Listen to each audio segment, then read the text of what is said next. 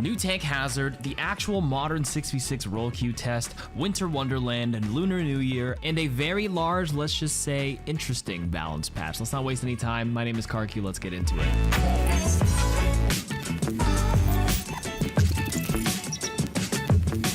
Global changes first. They are nerfing the global projectile size bonus slightly, so hitting your shots are a bit more difficult once again, but not quite at the level of preseason 9. So all large hit scan projectiles are reduced from 0.08 to 0.07 meters.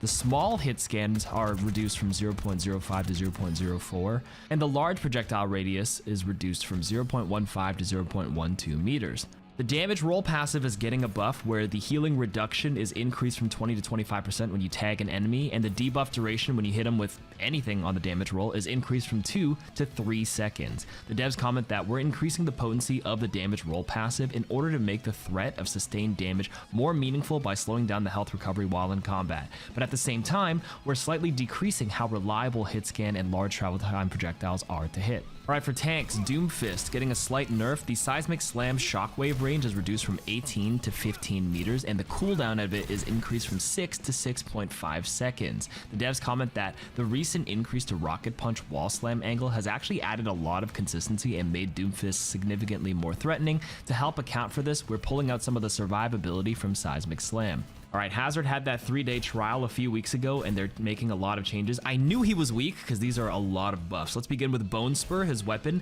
The damage per spike is increased from 6.75 to 7.5, and each volley's center projectile no longer has a random launch spread and will always launch straight, so you have that consistent one in the middle.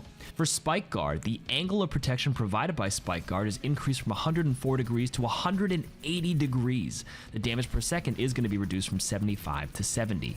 For Violent Leap, the post-slash recovery time for the primary fire and quick melee is increased from 0.3 seconds to 0.5 seconds. That actually sounds like a nerf. The Jagged Wall's health is increased from 350 to 400. The knockback damage is increased from 40 to 50. And the damage interval is increased from 1.5 seconds per target to 1.75 seconds per target.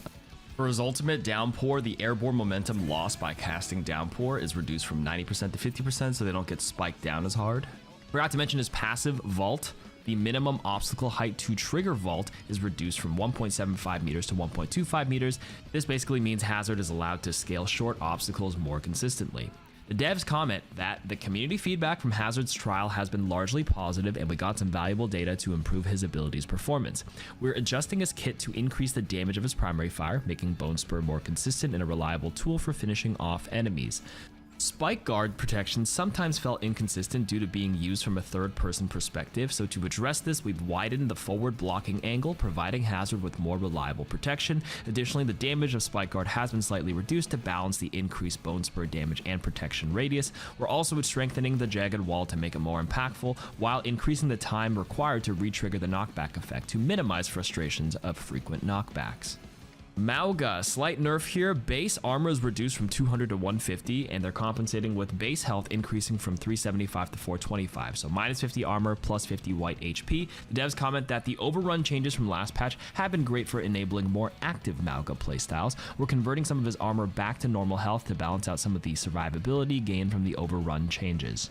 Slight Orisa buffs here. The armor is increased by plus 25, and the base health is reduced by minus 25. For her ultimate Terra Surge, the pull radius is increased from 8.5 to 10.5 meters. The devs comment that although Orisa's effectiveness dropped off further than expected, the removal of the Fortify heat reduction mechanic has had positive effects on gameplay by making her ammo resource more meaningful. We're keeping that change while walking back some of the armor health loss. We also think her Terra Surge ultimate ability could be more effective, so now it pulls enemies in from a further distance, but the damage range actually hasn't changed, so it won't be harder to get out of the area. Ramachra, Ravenous Vortex now briefly interrupts horizontal momentum when first affecting a target.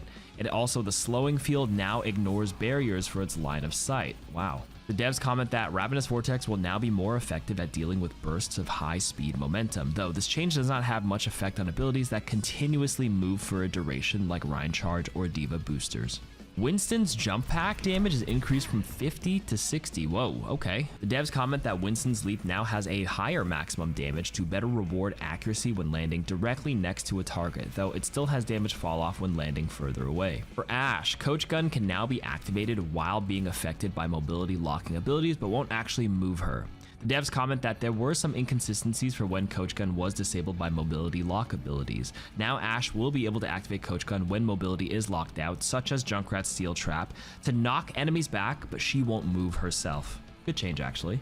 For Pharah, the Jet Dash cooldown is increased from 8 to 9 seconds, a slight nerf. The devs comment that Pharah is a difficult hero to deal with for many due to her high flying mobility and burst damage, or reducing how often her horizontal movement cooldown is available to make it slightly more of a positioning commitment when used. Soldier 76 Biotic Field cooldown is reduced from 18 to 15 seconds. The devs comment that Soldier could use a small increase to his effectiveness, and with changes to the damage roll passive, it's a good time to make his Biotic Field more available.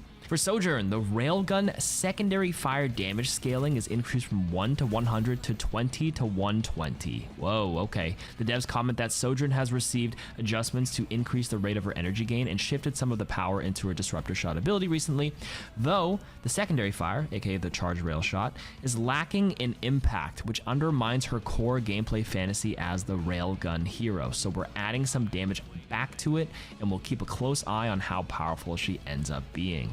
For Symmetra, the Teleporter's base shield health is increased from 200 to 250. The devs comment that Symmetra is actually performing quite well, but we'd like to further enable team play around an interesting ability like the Teleporter by making it more difficult to destroy. For Torbjorn, the deploy turret build time is reduced from 3 to 2.5 seconds, and its base health is increased from 225 to 250. Uh-oh. His hammer, if you're ever using it, the damage is increased from 55 to 70. Alright, the devs comment that we'd like to make the turret more effective without increasing its damage. It now builds more quickly to better enable repositioning it for a faster pace of gameplay. We've also fixed a grievous oversight from moving to larger health pools, and Torbjorn's Forge Hammer will strike fear into his enemies once again. Venture's Drill Dash cooldown rate is now faster anytime Burrow is active, rather than requiring the player to be underground. The devs comment that this is mostly a quality of life change that makes Venture's cooldown cycle more consistent, as they tend to activate Burrow while soaring through the air quite often. A slight buff, kinda nice. For BAP, we got some buffs here. The regen burst cooldown is decreased from 15 to 14 seconds, and the radius is increased from 10 to 12 meters. The devs comment that adjusting the values of regen burst will increase BAP's self-survivability while also providing greater support to his teammates. For Brigitte, the Inspire duration is reduced from 5 to 4 seconds. The devs comment that the duration has been reduced to limit Brig's Inspire uptime, while the healing per second, though, remains unchanged, ensuring that the healing output is unaffected when Inspire is triggered consistently. For Illari, the Captive Sun explosion radius is increased from 8 to 10 meters. The devs comment that Illari's Captive Sun can be difficult to use effectively due to enemies' abilities to dodge its effects. Increasing the radius will improve the consistency and overall value of the ultimate. For Lucio, the sound barrier now falls faster when used mid-air. Actually a good change. And the crossfade self-healing penalty is decreased from 60% to 40%. The devs comment that the adjustment to Lucio's health pool has impacted his survivability in fights. This change will increase his durability in combat by improving his self-healing capabilities. Additionally, sound barrier now falls faster while mid-air, enabling more reactive and safer usage from higher positions. Alright, for the bug fixes, the one I want to call out is they fixed the Reinhardt Earthshatter bug on certain maps like the carpet, where it would actually just block the damn thing, so thank God that's fixed here. And that's it for the balance patch. Let me know what you guys think, and subscribe to also my Marvel Rivals channel, which I made separately if you're into that game.